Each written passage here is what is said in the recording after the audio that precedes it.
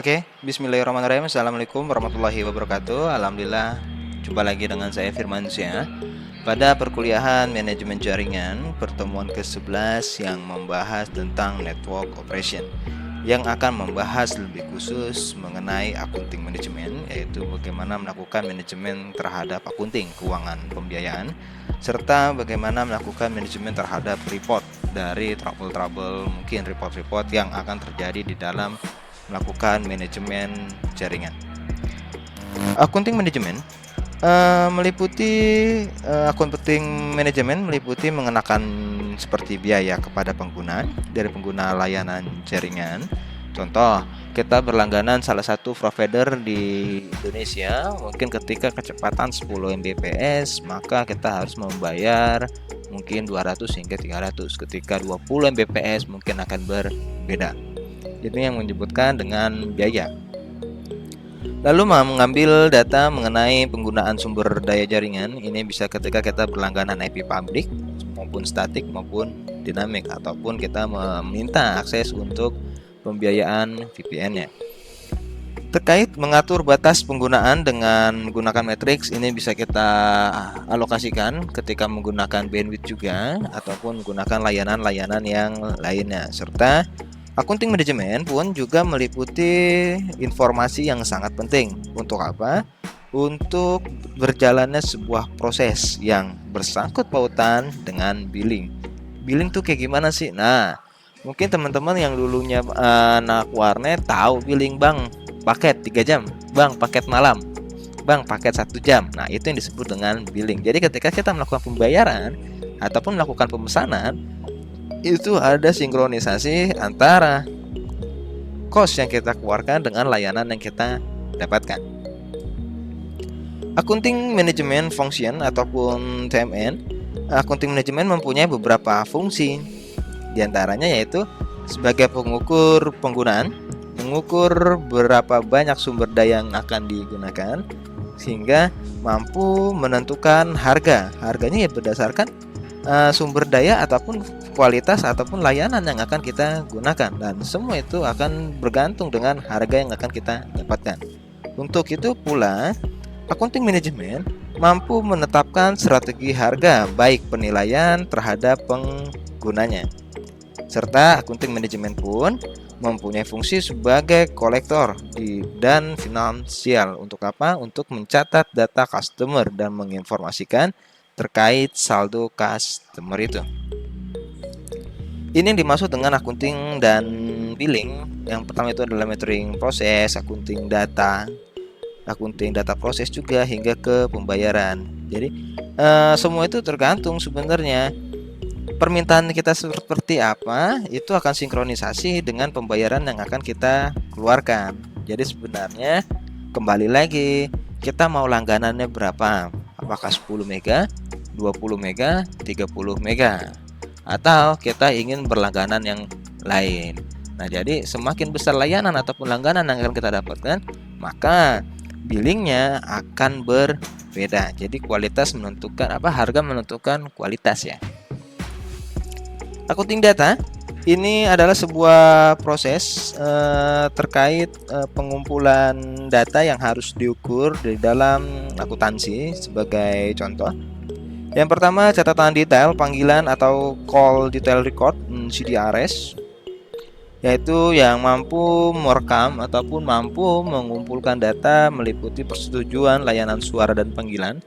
Jadi hal yang paling mudah itu yaitu untuk terkait layanan protokol di dalam jaringan, serta prosedur pengatur di dalam panggilan tersebut.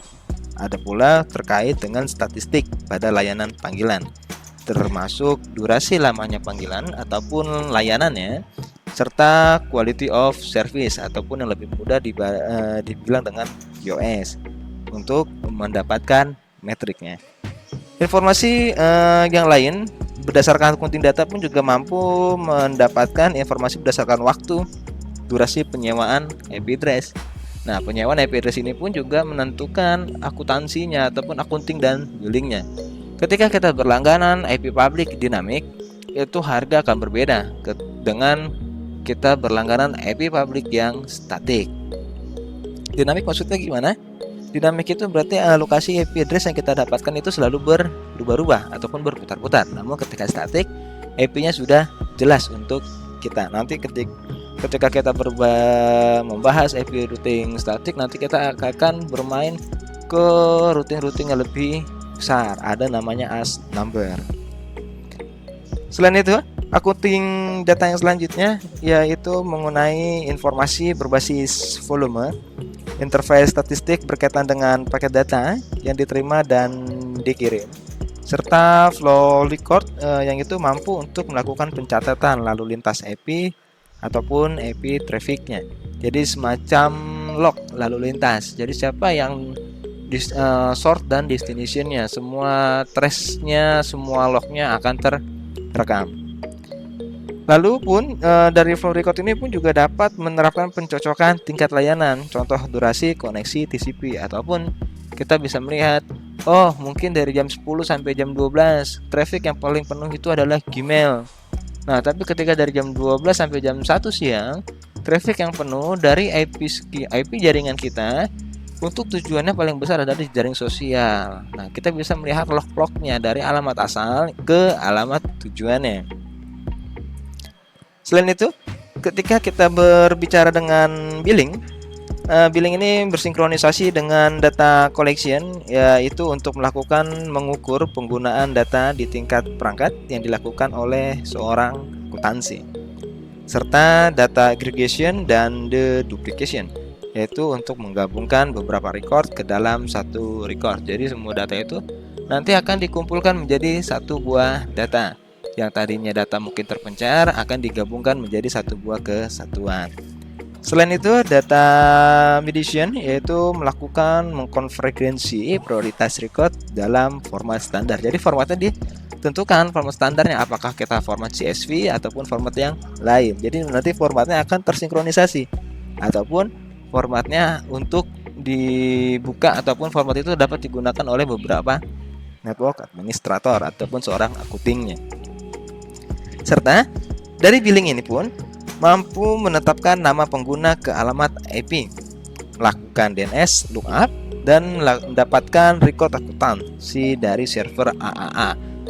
Itu auto-defic, authentication, serta auto-ration. Jadi server AAA. Nah server AAA itu sempat ada kalau nggak salah di perkuliahan lab jaringan komputer. Itu ada bagaimana pengimplementasian server AAA. Kalau DNS itu kita melakukan perubahan dari alokasi alamat IP menjadi sebuah name. Untuk apa? Untuk lebih mudah ketika kita ingin mengunjungi sebuah website. Selanjutnya masih berbicara dengan billing. Billing itu yang dimaksud dengan billing ini adalah menghitung durasi layanan panggilan. Jadi kita menggunakan panggilannya dulu ataupun kita menggunakan paket datanya dulu, paket layanan TCP maupun UDP, barulah di akhir pekan ataupun di akhir sesi kita diberitahu bahwa layanan kita ataupun biaya yang harus kita keluarkan adalah sekian.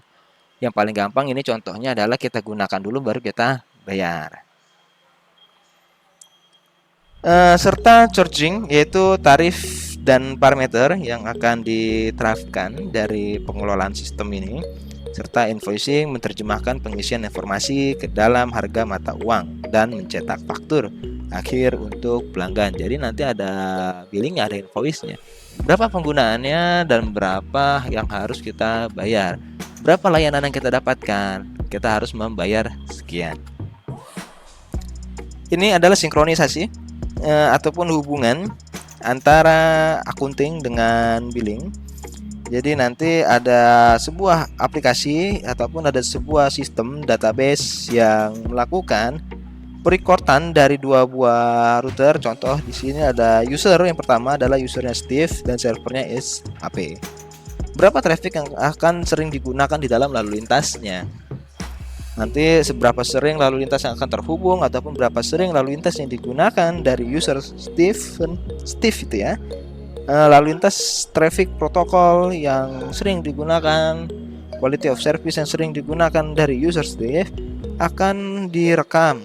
Untuk apa? Untuk dilakukan pencatatannya.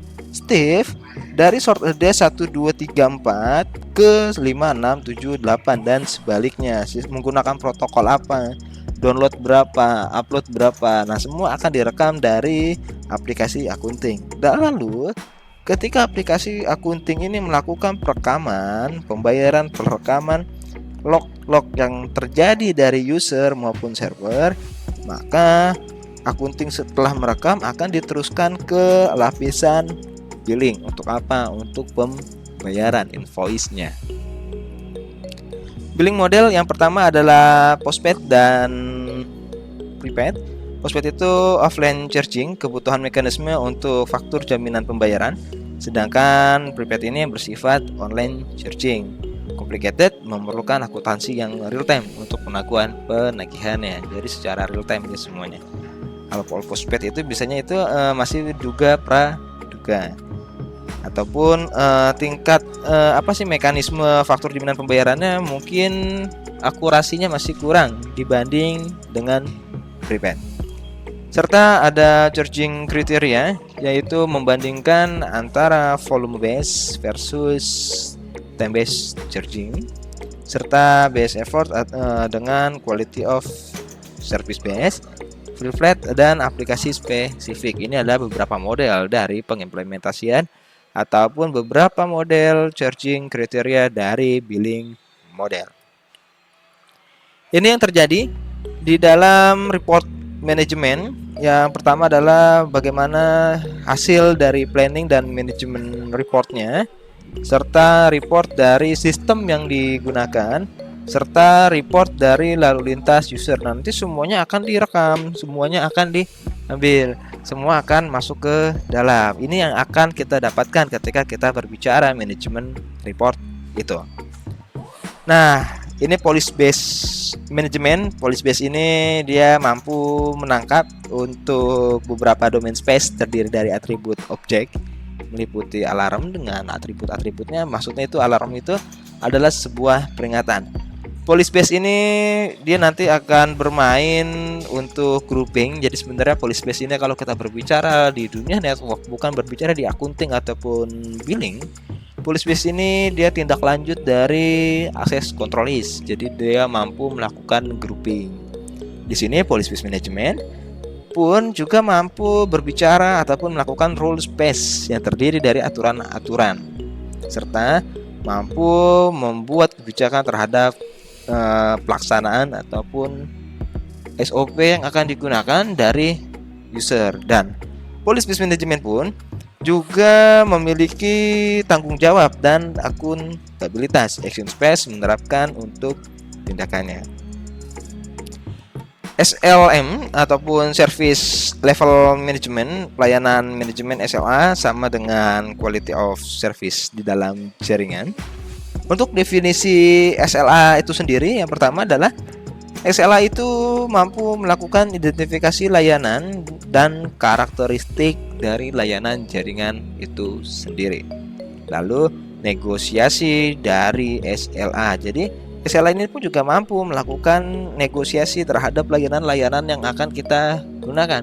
Mungkinkah dari protokol layer 3 akan dapat terhubung ke protokol layer 4, protokol layer 5, layer 6, layer 7. Jadi seluruh lapisan OSI ini akan saling terhubung dengan cara negosiasi. Serta penyebaran agen untuk melakukan pemantauan ataupun mengontrol. Itu disebut dengan untuk melakukan monitoring. Serta generation of report, serta karakteristik dari SLA ini sendiri pun SLA mampu menerapkan parameter terhadap layanan, serta melakukan tingkat ataupun level-level dari pelayanannya, serta parameter komponen pemetaan komponen to service, komponen apa saja yang akan digunakan ataupun komponen apa saja yang diperlukan. Oke, sekian dari saya untuk perkuliahan manajemen jaringan pertemuan ke-11. Jika teman-teman ada yang ingin ditanyakan, kita bisa konsultasi di live chat ataupun kita bisa konsultasi juga menggunakan WhatsApp group. Jangan lupa untuk melakukan presensi terkait perkuliahan pertemuan ke-11 pada web e-learning ataupun di mahasiswa online. Oke, sekian dari saya. Wassalamualaikum warahmatullahi wabarakatuh.